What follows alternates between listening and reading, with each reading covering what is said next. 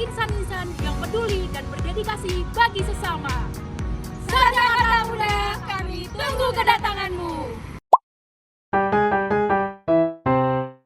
Saya bergabung di departemen sejak tahun 86 sebagai dosen baru, tetapi bergabung di Universitas Negeri Yogyakarta sejak tahun 1978 sebagai mahasiswa. Pokoknya sebagai dosen dalam bidang metodologi penelitian dan juga pengembangan kurikulum. Tapi di sisi lain saya diberi tugas SK Rektor sebagai Kepala Pusat Layanan Disabilitas. Ini ruangannya di sini nih. Pusat Layanan Disabilitas ini merupakan satu lembaga yang ada di bawah Wakil Rektor Akademik di Universitas Negeri Yogyakarta yang bertugas untuk memberikan satu layanan atau semacam mengembangkan panduan-panduan pelaksanaan, kemudian berkaitan dengan UNY sebagai kampus inklusif, terutama untuk welcome terhadap layanan disabilitas. PLB itu dulu awal mula saya bergabung tahun 1978, ketika sebagai mahasiswa itu namanya dulu pendidikan khusus. Tetapi ini berada di sini sebagai prodi itu sejak awal berdirinya IKIP Yogyakarta, yaitu ketika pisah dari UGM tahun 1964 itu menjadi IKIP Yogyakarta, dan saat itu juga sudah ada pendidikan khusus yang sekarang disebut pendidikan luar biasa. Nah, waktu itu dosen-dosennya itu sebagian besar diambil dari guru-guru SLB yang ada di Sekolah Laboratorium IKIP. Ya, dulu ada namanya sekolah laboratorium yang sekarang sudah diambil oleh Dinas Pendidikan. Itu ada SLB, SMP, SD, SMA gitu. Yang sebagian karyawan dari SLB itu yang memenuhi syarat bergabung menjadi dosen di sini. Juga ada dosen yang disabilitas juga, tunanetra, itu kita juga ada di situ. Jadi sejak awal berdirinya pendidikan luar biasa ini, kita tahun 1964 itu kita sudah menerima mahasiswa disabilitas. Jadi sudah bergabung dan lulusannya itu sudah tercover sebagai PNS, sebagai wirausaha, sebagai kerja mandiri begitu. Meskipun saat itu aturan penerimaan mahasiswa disabilitas belum semasif sekarang ini ya. Kata inklusif itu belum semasif sekarang ini, tetapi kita sudah menerima mahasiswa disabilitas. Itu karena ada peraturan perubahan di tingkat kementerian, kemudian waktu itu ada masuk yang disebut pendidikan guru, pendidikan luar biasa, namanya PGPLB. Itu ada, kalau waktu pendidikan khusus itu kan S1. Sarjana, kemudian waktu 92 itu ada program yang disebut PGPLB, itu ada D1, D2, D3. Nah, itu awal mula sehingga kita menyelenggarakan ada dua sisi. Satu adalah sarjana untuk pendidikan khusus, yang satunya adalah yang PGPLB tadi. Itu mulai tahun 1992. Nah, disitulah mulai bergabungnya SGPLB itu masuk ke universitas ya, tapi kalau di Yogyakarta tidak, karena kita sudah punya pendidikan khusus ya. Kalau di prodi-prodi universitas lain itu adalah perubahan dari SGPLB D2 untuk PLB yang di luar IKIP itu masuk ke dalam universitas, tapi kalau kita tidak. Sehingga waktu pendidikan khusus, kemudian mulai tahun 80-an atau 81 itu kita berubah menjadi pendidikan luar biasa.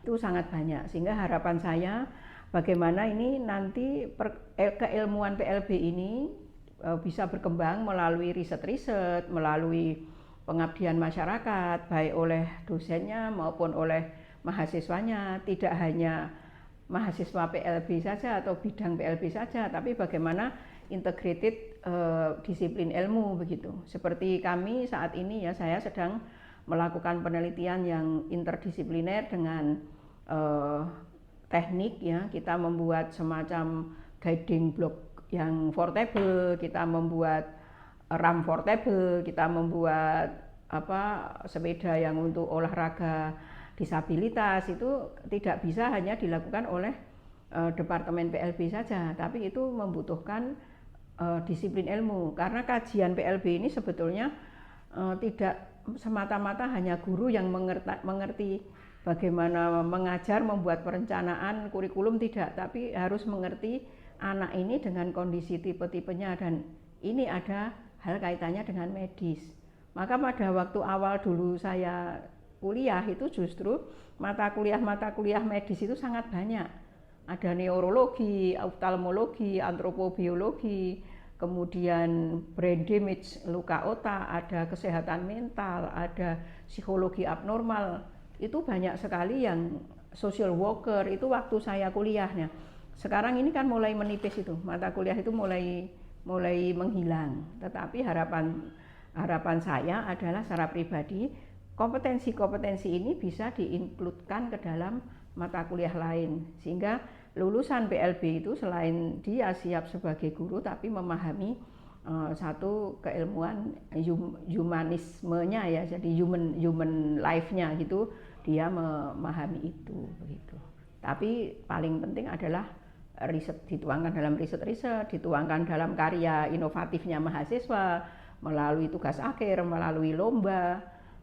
Ini suatu isu seksi ya, disabilitas ini, sehingga mahasiswa cuma punya peluang banyak untuk mengikuti seperti itu. Nah, pada waktu saya jadi dosen muda awal dulu itu, saya selalu membimbing mahasiswa untuk mengikuti lomba-lomba karya tersebut, baik yang diadakan di daerah ini ataupun yang diadakan di nasional. Dan sekarang kan malah dengan teknologi ini terbuka untuk ikut juga di internasional. Nah, sehingga prestasi mahasiswa tidak hanya dibangun dengan kuliah dan mendapat nilai, tetapi bagaimana mengimplementasikan pengetahuannya itu sejak proses kuliah, baik itu sebagai karya untuk mengikuti lomba, karya untuk tugas-tugas dalam mata kuliah, karya untuk tugas akhir, maupun juga implementasi langsung praktek di masyarakat dalam proses kuliah. Sebagai mahasiswa baru yang baru bergabung ke dalam universitas, itu kan ada suatu paradigma baru dari proses belajar, lingkungan, kemudian tata aturan, itu berbeda sekali dengan waktu di dalam persekolahan. Nah, sehingga harapan saya ini mahasiswa baru ini perlu diberi pemahaman ini oleh mahasiswa-mahasiswa yang sudah ada di sini. Itu pertama ya, harus seperti itu. Tapi apa yang harus diberikan itu yang memberikan semangat, support untuk mahasiswa baru ini menjalankan pembelajaran di perguruan tinggi ini. Harapan saya itu adalah ketika jadi mahasiswa baru itu mempunyai suatu planning, rencana perkuliahan, karena perkuliahan itu kan dibatasi waktu 8 semester. Satu semester itu hanya 4 bulan efektif. Nah, di situ mahasiswa itu harus membuat suatu planning. Taraf akhir yang disebut mahasiswa berhasil itu ketika lulus. Nah, jadi mulailah dari tujuan akhir, bahwa sebagai mahasiswa ini akan lulus. Nah, ketika lulus punya persyaratan. Harus menulis tugas akhir, harus aktif kuliah, harus aktif dalam organisasi sebagai tambahan ini, harus mengisi apa tertentu yang memang sebagai syarat di situ. Nah, seperti ini yang harus dipahamkan kepada mahasiswa, dan mahasiswa baru harus punya kemandirian untuk menciptakan dirinya sendiri ya, itu untuk belajar, sehingga internal locus of control-nya mahasiswa itu harus dibina sendiri, tidak selalu tergantung apa-apa setelah menunggu pengumuman, apa-apa setelah menunggu ini. Nah, salah satu rancangan yang harus dilakukan mahasiswa baru itu setiap semester itu mata kuliah itu mempunyai basic dan saling terkait. Jadi semester awal itu mulai dari pemahaman pendidikan. Kemudian itu semester 1, semester 2. Semester 3 itu sudah mulai mata kuliah pembelajaran. Dan semester berikutnya itu sudah mulai mata kuliah yang berkait dengan komponen lain pembelajaran. Misalnya ada media, ada apa dan sebagainya itu. Semester 5 itu mulai metodologi. Nah, sehingga ketika metodologi riset ini Harusnya apa yang didapat di semester 1 itu sebetulnya sudah diarahkan semua untuk menuju ke studi akhir tadi. Sehingga ketika kuliah itu tidak sekedar kuliah mendapatkan nilai, targetnya itu kemudian berlomba-lomba dapat nilai A dengan cara yang tidak baik, tetapi ini arahnya adalah untuk, kalau orang Jawa itu nyelengi ya, nabung ilmu. Ketika akan nulis itu mesti butuh referensi, butuh membaca jurnal, butuh mengerti persoalan lapangan, butuh mengetahui isu-isu. Nah, itulah dipelajari selama proses perkuliahan tersebut, sehingga ketika pas nulis skripsi itu tidak mulai nol. Pada semester 5 metodologi baru nol lagi. Nanti semester 6 itu ada seminar proposal, harusnya sudah benar-benar anakan apa yang akan diselesaikan tadi. Nah, ini yang kadang-kadang mahasiswa itu tidak tahu. Hanya sekedar masuk, sekedar kuliah yang sama sekali tidak care terhadap kuliahnya itu apa. Jadi kuliah itu harus memiliki satu perencanaan, manfaatnya, mengambil manfaatnya, ini menyumbang apa untuk penyelesaian studi akhir saya. Nah, yang paling penting lagi adalah mahasiswa itu adalah membaca. Karena segala sesuatu itu diperoleh melalui membaca. Kalau tidak membaca ya tidak akan bisa menulis apapun di situ. Yang kedua, sikap. Karena sekarang ada teknologi AI ya, disuruh apa-apa bisa. Tapi apakah kita akan mengorbankan otak yang telah diberikan Tuhan dengan baik dan dikemas oleh orang tuanya masing-masing dengan gizi yang baik, di eman-eman nggak jatuh di ini. Tapi setelah mahasiswa itu diblongkan. Artinya apa? Otak kita itu diblongkan, malah yang bekerja itu AI. Yang beruntung kan orang yang membuat AI. Prediktif kayak begini nih loh, ketika mahasiswa itu sok canggih menggunakan teknologi, tapi etika dan tata keramanya itu lupa, tidak diimplementasikan. Sehingga di situ kita lupa, nggak bersyukur pada orang tua, memanfaatkan otak yang diberikan, juga pada Tuhan kita nggak memanfaatkan juga begitu, tapi menganggap bahwa itu karya yang dibuat oleh robot, karya yang diambil dari internet dianggap sebagai karya kita sendiri. Ini awal dari ketidakjujuran suatu sikap akademik.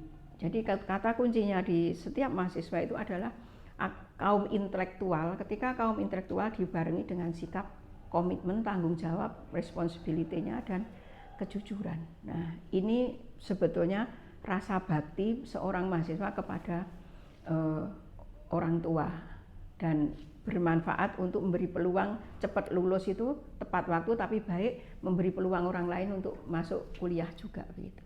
Itu yang kadang-kadang dilupakan mahasiswa.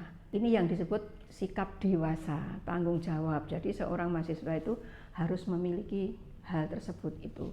Kayaknya orang tua itu mencari dana, biaya itu tidak mudah. Meskipun dia sebagai manajer, meskipun itu kondisi saat ini sedang banyak persaingan yang tidak menentu. Nah, bagaimana seorang anak berbakti itu diwujudkan pada tanggung jawab pada saat ini dia sebagai mahasiswa yang bisa berhasil dengan baik. Itu saja, mudah-mudahan bisa diimplementasikan. Selamat datang di program studi Pendidikan Luar Biasa Fakultas Ilmu Pendidikan Universitas Negeri Yogyakarta. Sebuah jurusan yang mengedepankan kepedulian, profesionalisme, dan inklusivitas dalam dunia pendidikan.